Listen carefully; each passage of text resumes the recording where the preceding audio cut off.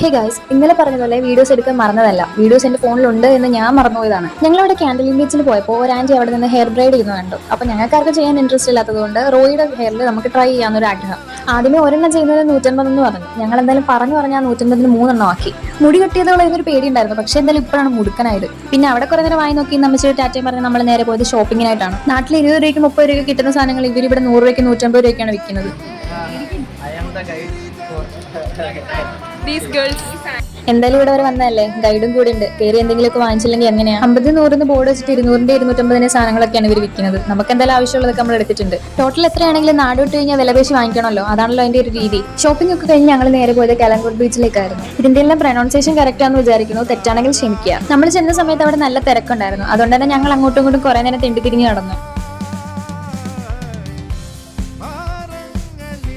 വേറെ പണിയൊന്നും ഇല്ലാത്തതുകൊണ്ട് നമ്മൾ അവിടെ വായി നോക്കി നടന്നു ക്ഷീണിച്ച് തളർന്നു.